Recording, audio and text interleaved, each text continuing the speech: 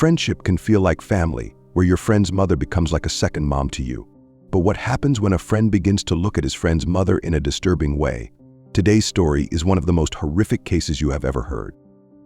In 2017, on May 18th, a young boy named Hemant, who was just 17 years old, had his heart set on buying a second-hand bike. He was determined to get $500 from his father to make this purchase. Hemant had already spoken to the bike seller and made a deal. All he needed was the money, and he would be off to get his dream bike. Hemant told his dad that he found a second-hand bike for $500, and the documents looked fine. He asked, "Should I buy it?" His dad agreed, knowing that Hemant had been wanting a bike for a long time. His father finally gave him the money. Full of excitement and energy, Hemant gathered his friends and headed out to pick up the bike. It felt like the perfect day, filled with hope and the thrill of getting his own ride at last. But as the hours passed, a strange silence settled over the house. Hemant hadn't returned. His father, expecting him home after a short ride on the bike, grew increasingly uneasy. He picked up his phone and tried calling Hemant, but to his shock, the phone was switched off. He tried again, hoping it was just a signal issue or that Hemant would call back, but each call went unanswered, and the same cold silence of a dead line echoed in his ears. As the evening turned into night, Hemant's father grew more and more anxious. He couldn't shake off the growing fear that something wasn't right. With worry clouding his mind, he rushed to the Guna police station to report his son's disappearance. He explained to the police how Hemant had taken $500 to buy a bike and hadn't come back, and now his phone was switched off. The police, however, were not immediately alarmed. They thought Hemant might be out enjoying with his friends after getting the bike, perhaps on a long ride. They assumed it was just a teenager having a bit of fun and told the father not to worry, assuring him that Hemant would probably return home soon. But the hours continued to tick by, and Hemant still did not come home. The very next day, Hemant's father got a call from Hemant's phone, but it wasn't Hemant speaking. Instead, a different man with a deep voice was on the line. The stranger demanded $60,000 to return Hemant safely. He also warned Hemant's father not to tell anyone, not even the police, or there would be consequences. Hemant's father, terrified for his son's life, agreed to gather the $60,000 as quickly as possible. He pleaded with the caller not to hurt Hemant. As soon as the call ended, Hemant's father rushed to the police station and told them everything. The situation had now turned into a serious kidnapping case involving a 17-year-old boy. The police launched an immediate investigation, but despite their hard work, they couldn't find any solid leads. Just 2 days later, the police received a call from an unknown number. The caller told them that the body of a boy was lying under the Patel Naga railway bridge, burned so badly it was impossible to identify. With this new information, the police became very alert. They started to think that the body might be Hemant, the missing boy they were looking for. But when they arrived at the scene and recovered the body, they realized it wasn't Hemant, it was his friend Artik. This unexpected discovery turned the case in a completely new direction, leaving the police puzzled and uncertain. Hemant had been kidnapped, but shockingly, just 2 days later, it wasn't his body that was discovered, it was his friend Artik's. The body was badly burned and unrecognizable, adding a chilling layer to the case. So what was really going on? Who was behind this? Was it a single person, or was there a group plotting in the shadows? The truth was a tangled web, and no one had any answers yet. The mystery continued to deepen. This story follows a group of 5 teenage friends: Hemant, Lokshesh, Artik, Sanskar, and Honey Dubey. They were all very close, always looking out for each other no matter what. Hemant came from a wealthy background, as his father, Antar Singh Meena, held a good job in the irrigation department. Things took a strange turn the next day when Hemant's father received a terrifying ransom call demanding money for Hemant's safe return. The family rushed to the police station, and the police quickly tracked the phone number used for the ransom call to a location in Indore, about 155 miles away from Guna. Despite going all the way to Indore and searching the surrounding areas, the police couldn't find any solid leads. It seemed like the person behind this whole situation was cleverly staying one step ahead, purposely trying to throw the police off track. As days went by, the search for Hemant seemed to hit a dead end. Another team of police officers was busy showing his photo around different neighborhoods, hoping someone might recognize him or offer a clue about his disappearance. But unfortunately, all their efforts led nowhere. No one had any useful information to share.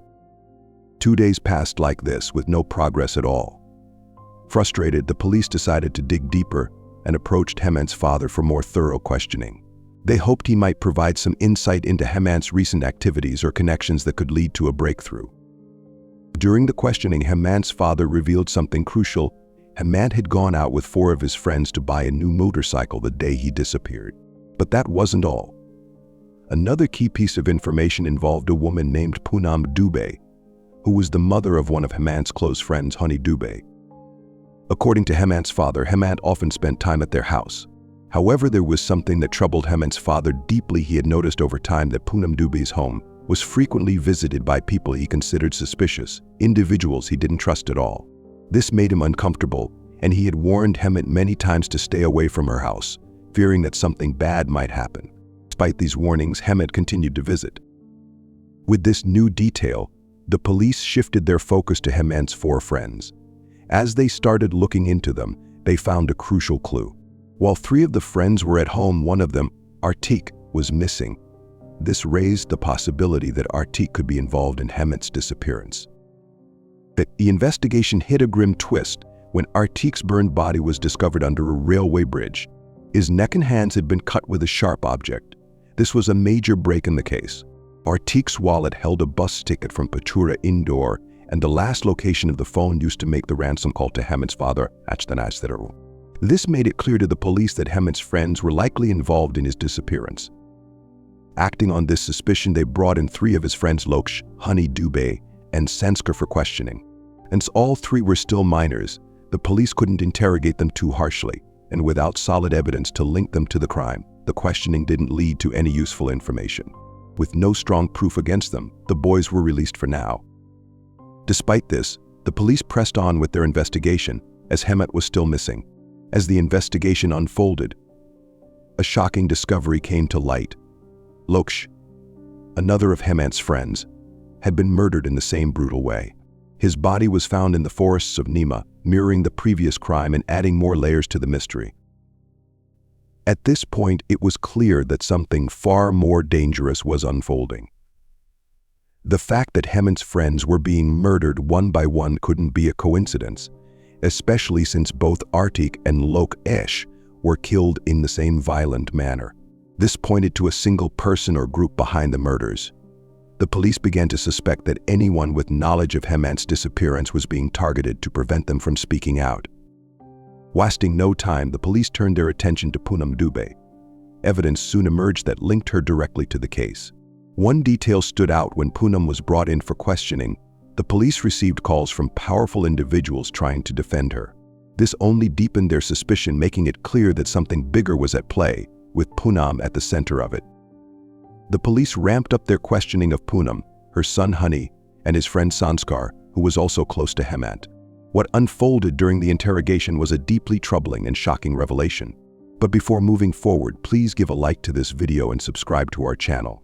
Thank you. From the information they gathered, it became clear that Poonam Dubey had always been driven by an insatiable thirst for wealth and luxury. She was willing to go to any lengths to satisfy her desires. Over time, she became entangled in illegal activities, and her home became a meeting place for powerful individuals with whom she had illicit ties.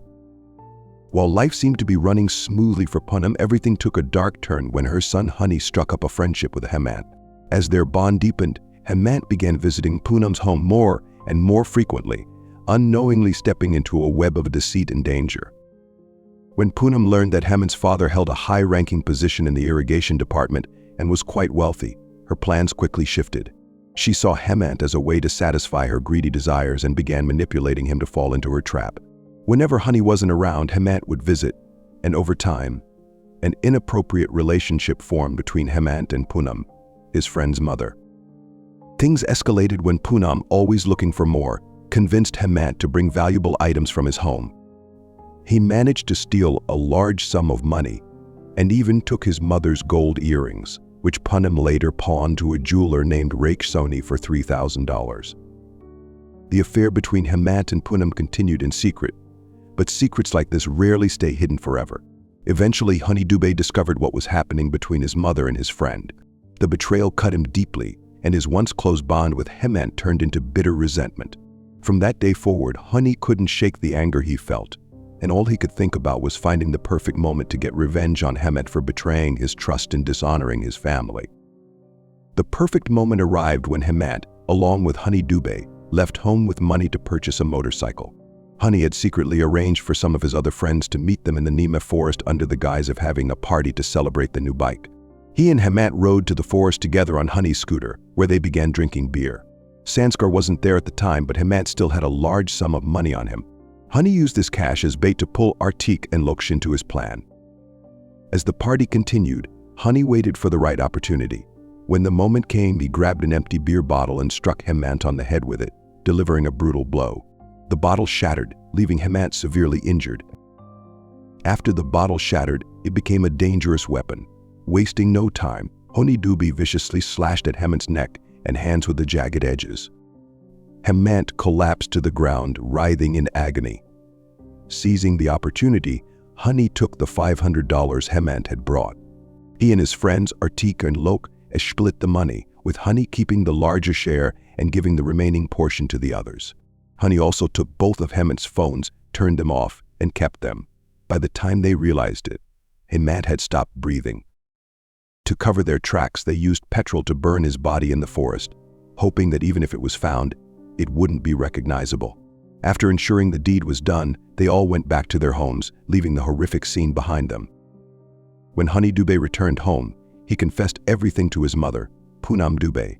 Determined to protect her son and cover up the crime, Poonam quickly came up with a new plan. She told Artik to go to Indore and use Hemant's phone to call Hemant's father, demanding a ransom of $60,000. Enticed by the promise of money, Artik followed her instructions without hesitation. However, this led to a new mystery: who killed Artik and why. Poonam later revealed that when Artik disappeared during the police investigation, it was because he had gone to Indore. The police had shifted all their suspicion onto him. Poonam feared that if the police caught Artik, he would confess under pressure and expose everything. To prevent this, she decided to get rid of him. When Artik returned from Indore, she sent him to a bridge under the pretense of another party with Honey. This time, Sanskar was also brought into the plan, tempted by the promise of money. Seeing the chance, Artik ended up with the same sad fate as Hemant just days before. But one person from the group was still alive: Loksh. Soon, Loksh grew restless and started asking for his share of the ransom money from Poonam. Growing more daring, Lokesh threatened to go to the police and tell them everything if he didn't get what he thought he deserved. Poonam and the others knew Loksh was now a problem, and they had to keep him quiet. To get rid of the danger, they made another cruel plan. Loksh was tricked into going back to the same forest where Hemant was killed. There, he was murdered in the same brutal way as Hemant. His silence was guaranteed forever. In a chilling revelation, Poonam later confessed that if they hadn't been caught, Sanskar would have been next, as he knew too much about the entire scheme. They had already planned to eliminate him to cover their tracks. Fortunately, before their murderous spree could continue, Hemant's body was discovered, and based on their confessions, it put an end to their deadly plot. Based on the overwhelming evidence and witness testimonies, Poonam Dubé and her underage son were both given life sentences in prison. Feel free to share your thoughts in the comments. If you'd like to support us from your side, then hit the thanks button and send some love. And don't forget to subscribe to stay updated.